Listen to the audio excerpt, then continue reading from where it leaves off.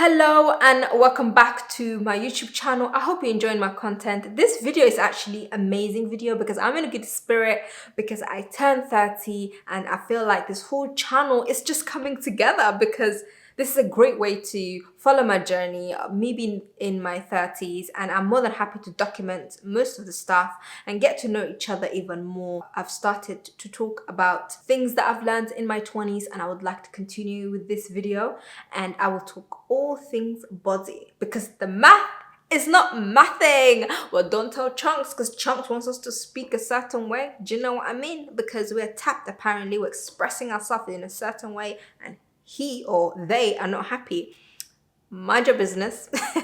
Let us speak however we want to speak. Let us express how we want to express, because I don't want to bring education into this because we actually are highly educated compared to you guys.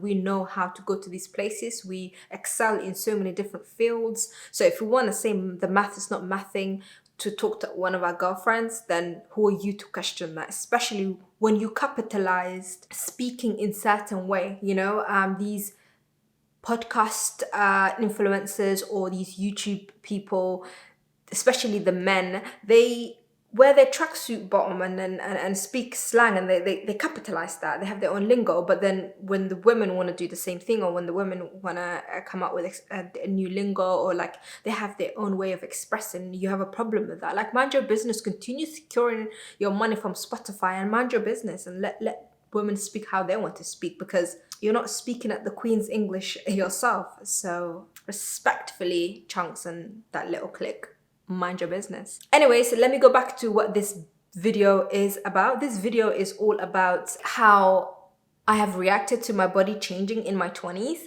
and make yourself a cup of tea because I wasn't even ready. My body just my body was just not having it. It was just like boom, boom, boom, boom.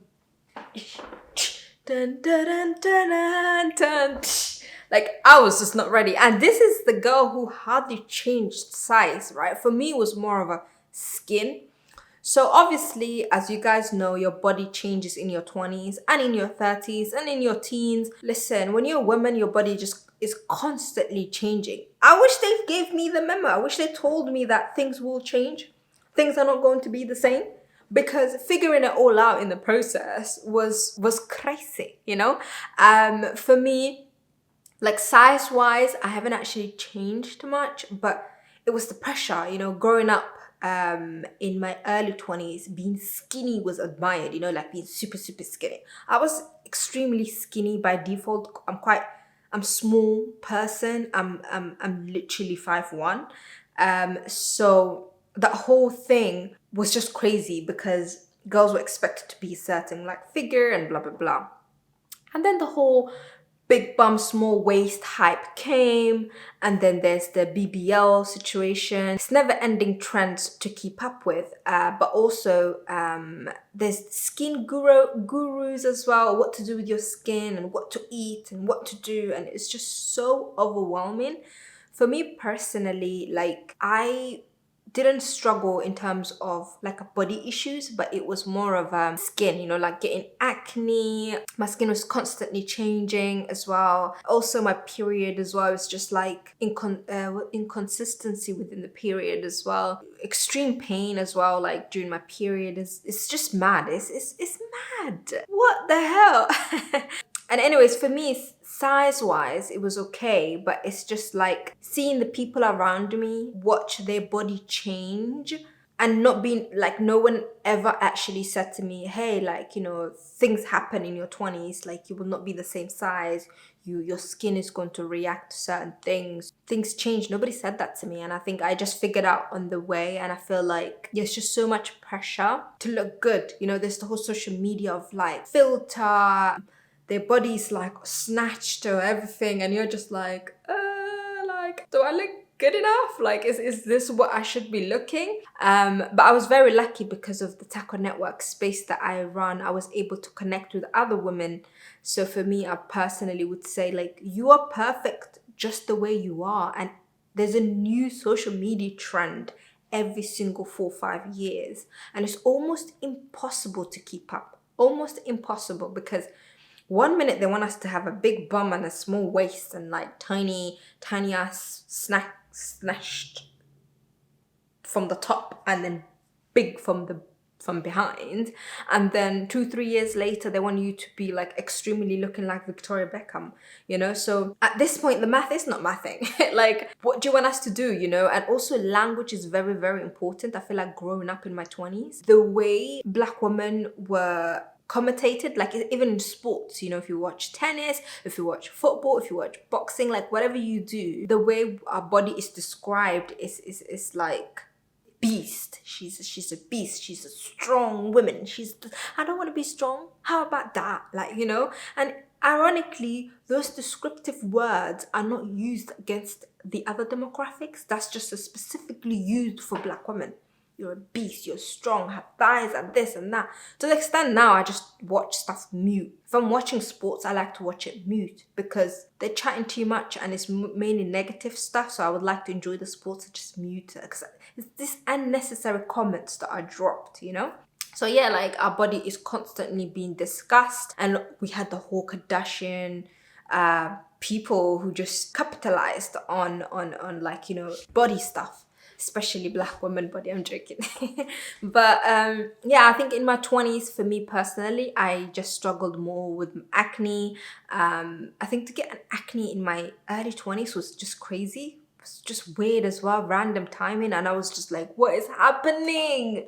How did I go from like having a clear skin to all of a sudden like dark like marks, and I couldn't understand what was happening, and I remember even like scrubbing it and not having the right things, and people will keep saying like, the word that they use Somalis I don't like, oh, you're just becoming a woman, that's why this is happening, and I'm just like, like I just want my skin to be how it was before. I think I had that for like 2-3 years, and I hated everything about it. And luckily, it naturally just went to its form. And I was quite lucky because this whole skin pressure was not there from my early 20s, like there was no pressure to say like, make sure your skin is snatched and make sure you're this and that. Well, now if someone is going through that, it must be even 10 times harder because the expectation of having snatched skin is so high. It's mad. It's actually mad, And there are even sisters who go to the extreme level of going abroad to get their body or skin fixed as well. I know someone actually asked me, like, what's your view on that? I'm here for whatever makes you happy. If that makes you happy, then go for it, because who am I to judge what you decide to do?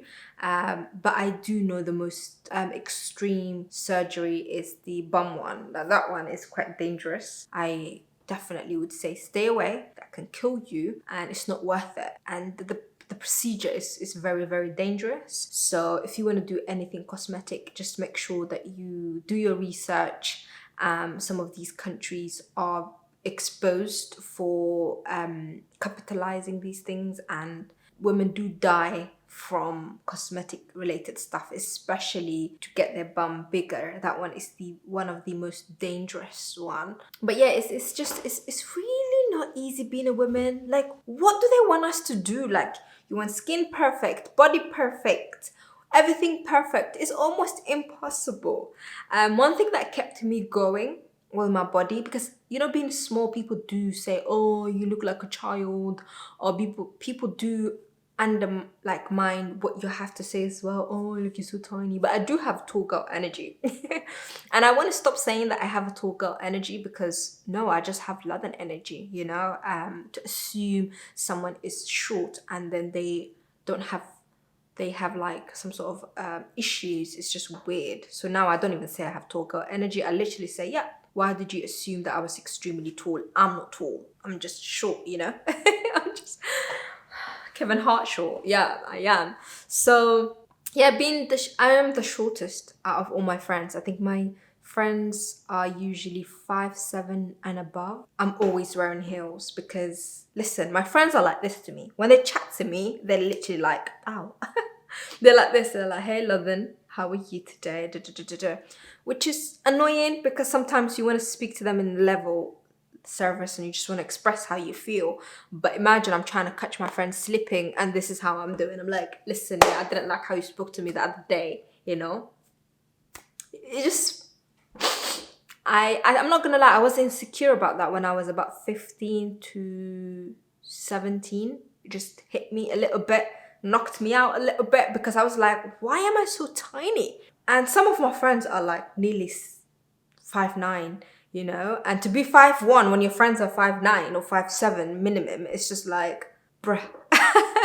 It makes me think actually about how my personality is. Did I have to like do too much because I was too short? I don't know, man. I don't know. I don't know. All I know is that I was a short one in the group and I empathize with the brothers because I feel like sometimes it can work to your advantage being a short girl because people see you as cute and petite and whatever, right? But if you're a guy and you're like 5'1", it must be very, very difficult. And I can't even imagine what you go through compared to me. But yeah, all the tall sisters as well, you guys are beautiful. Short girls, you guys are beautiful. Like, whatever. For me personally, now I started to wear trainers in my late 20s because I'm very content looking that tiny. Like, if you see me on road, you'll be shocked how short I am. But now I literally go to gym with my trainers. I don't wear like high heels or boots as much anymore. I would wear it if I'm going to an event here and there, but in general, what you see is what you get. And it took ages for me to get to that level of accepting my height. Just saying, hey, I'm here. But a lot of people around me struggled a lot with weight. A lot of people around me struggled with colorism as well. That was a big factor, and it goes underneath body because in my community they can be colorist. It just depends on which home you grew up in, and even if your home they're not colorist, then the actual society is. So if you go on a holiday, people will be like, oh yeah, you got darker, da, da, da, even though they're so stupid, it's a tan.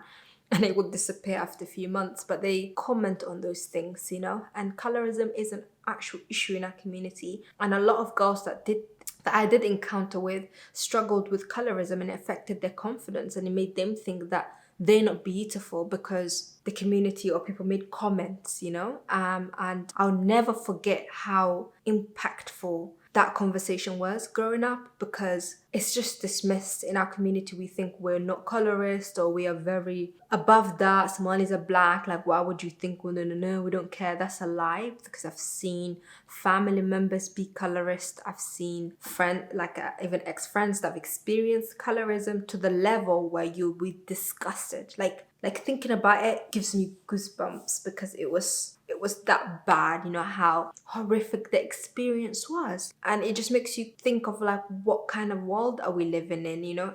And for me personally, I try to be there for the people around me. I also try to check the people who do have such views around me, because that's not on. That's just not on. Because you're sick and you take your sickness somewhere else. There's too many people that I love and I've loved have been hurt by colorism, and for me it's very, very, very interesting how we kind of brush that under the carpet and we're like, oh, that never happens. It does. Colorism is a real issue in our community, and a lot of family members would have like the sister who's the lighter skin get married before the dark skin sister. There's guys who wouldn't marry a sister who's a dark skin. So yeah, it's an issue. I personally never experienced it, but I have seen it around me, the people around me. And if you do struggle with that, please, please, please just understand that they are sick. It's nothing to do with you. You're beautiful. You're amazing just the way you are. Just like I used to tell my friends, they are beautiful and their skin is mwah. In Somali, we say naka qurux jidka ma socoto, you know? You're beautiful, you're amazing in and out, and the world is sick. The world is sick place, has agenda against women. I genuinely believe that, because we can't escape with anything. Sisters can't escape with their skin tone. They can't escape with their weight, because if you do put on weight, they will tell you, oh, you gained a bit of weight, you know? Loving you looking a bit on the heavy side. If I lose weight, it's like, oh, you're skinny. What happened? And if you go away to Turkey, come back, your skin tone will change. Duh, kissed by the sun. I was like, ooh, getting a bit dark. What's happening? So there's just no win. There's no win. So yeah, the best thing to do is be happy and healthy in your own skin, and just understand that the world is sick. Go towards other people who are like very, very comfortable in their skin. And if someone is making those comments around you, if someone is being colorist towards you, and they literally say to you, oh, you're this, and they say you're not good looking, and they're putting you down, then stay away from them, because they should be your cheerleaders. The people around you should be your biggest fan. They should appreciate you. They should tell you you're beautiful. I don't want to hear it.